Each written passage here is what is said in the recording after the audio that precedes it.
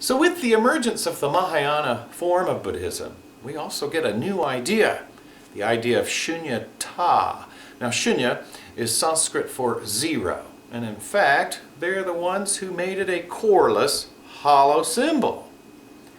Our Arabic numerals are actually Sanskrit numerals, just brought to Europe by way of Arab empires. And if we think of the zero on a number chart, it's between all the positive and negative integers, and hence an excellent representation of selflessness, no soul, and even interrelationships so important to the Buddhists. The Mahayana tradition in the Heart Sutra most famously talks about how all the things the Buddha taught were empty of self-existence. And this emptiness of self-existence means that nothing really begins, nothing really abides or ceases. So my own example of this concept would be the United States, and often I'll ask students, when did it begin? I hear the July 4th, 1776 answer, but then I also hear talk of the Pilgrims in 1620, or the shot heard round the world in 1775. Another student said, well, not really till the Constitution, Powell, with the presidency system and our current form of legislature do we have the United States. And another student even reckoned the Civil War as what really made the United States the United States. Yet still another student recommended the emergence of the North American continent as the beginning of the United States. So without a beginning, how can we say the United States exists? It only exists without a self or a core. It is a label that many millions on the planet love, and a label that many other millions on the planet, referencing the same phenomenon, the United States, dislike. So we just almost can't even say it's the same United States. Likewise, with every moment in our life, the 3-year-old Powell is long dead, and I hope to have a little more time till this Powell lingers to its end as well.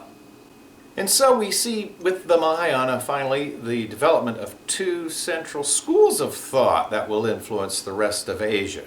The Madhyamaka, who claim that even consciousness is a fake. In a famous argument, the great scholar Nagarjuna discusses fire and fuel as symbols of mind and body, and how can we separate the fuel from the fire upon which it depends, and likewise we call it fuel because it is a thing to be burnt.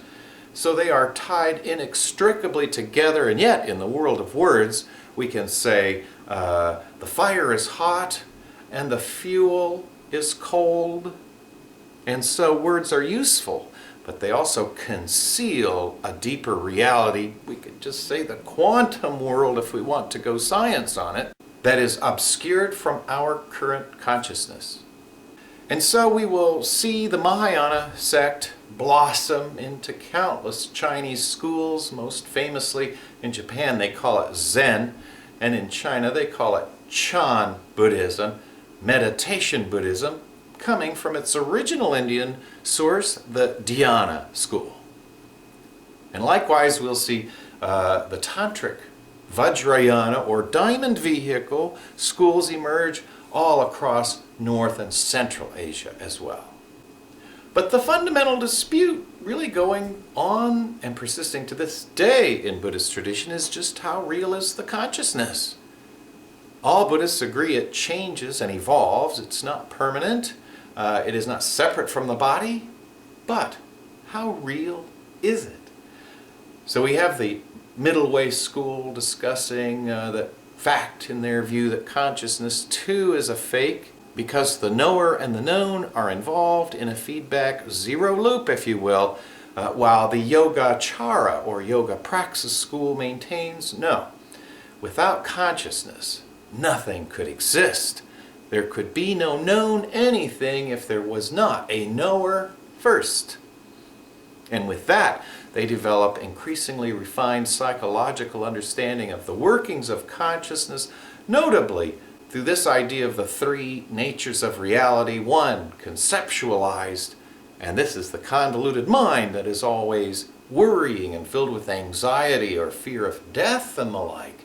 Then there is paratantra, or dependence on otherness. Everything depends on other than itself for being, and therefore we should engender great feelings of compassion for all beings because we're dependent upon all beings.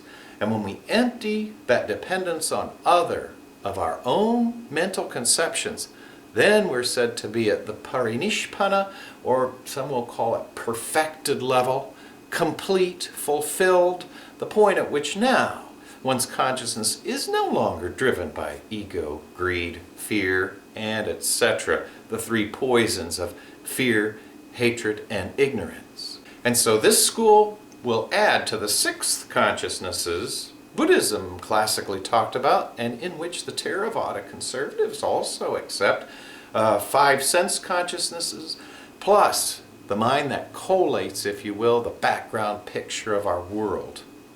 And then the seventh level of consciousness, in their view, was the seat of the ego, that grasping, conniving trickster inside every one of us.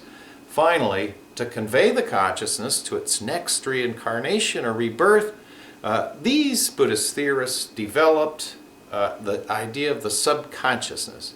So many want to credit that to Sigmund Freud, but believe me, that idea goes back to the Buddha himself. So there we'll leave Indian Buddhism, again acknowledging how many things we did not discuss, but suffice it to say, the Theravada conservatives end up being oddly more liberal in a certain way than the Mahayana Buddhists, who will introduce worshiping even goddesses again, like the perfection of wisdom and the emergence of great bodhisattvas and cosmic universal Buddhas, making some of the Central and East Asian Buddhisms looking a bit like devotional traditions like Hinduism or the Abrahamic religions. And so we'll be traveling to China, if you will, next time in our love boat or hate boat tour.